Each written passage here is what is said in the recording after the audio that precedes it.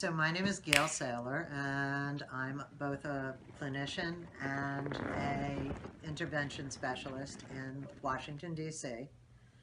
And I'm the founder of a program for adolescents called North Star Academy. North Star Academy offers day treatment and after-school programs for teenagers who are struggling either with substance use problems and or mental health problems.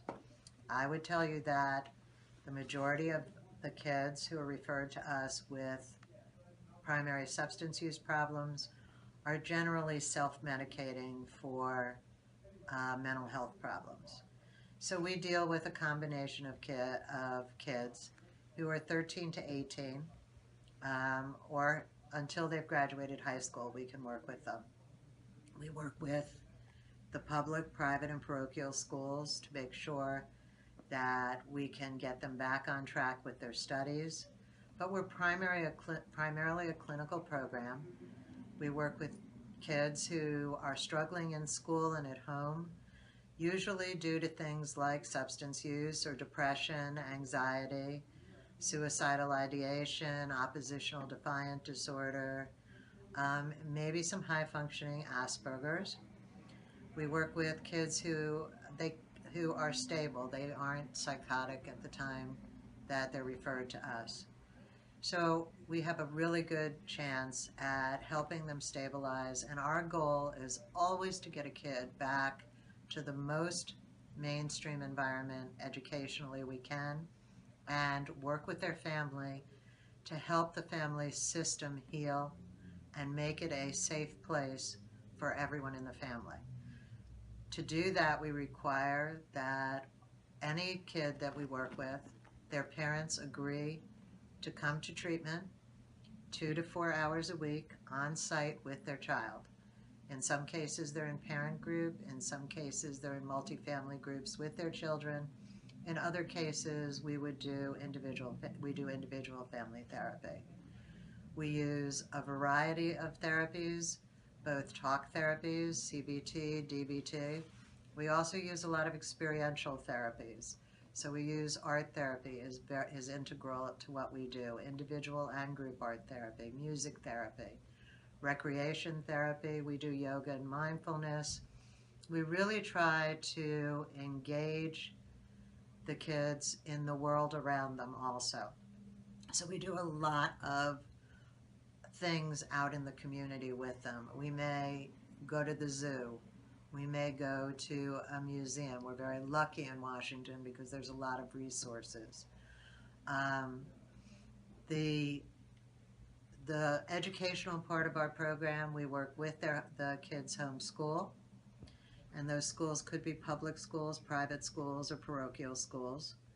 And we try to help them maintain their interests without overwhelming them.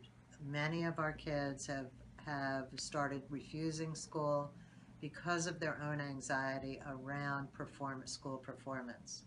A lot of the kids we see are very bright and have serious gaps between their IQ and their working memory, or their IQ and their processing ability. So they become very frustrated in the school environment because they feel like they can't keep up. There's something wrong with them, and it triggers all kinds of other issues. The kids who are successful going through our program and returning to mainstream environments are kids whose families really come together to provide a safety net and are willing to look at the way that they've been doing business as a family and allow us to work with their child slowly, so that when we return a child to school, the best way to do that is to have them return to their mainstream school environment part-time and continue to come to us part-time, then return to school full-time and come to us after school. It's not an event to get this done, it's a process. And the longer we can create a safety net and a sense of community in that safety net, the better off we are. So that what I would tell you in closing is that in creating the program, we created a framework, a clinical framework that's based on positive youth development, transitional family systems, and adolescent therapeutic community.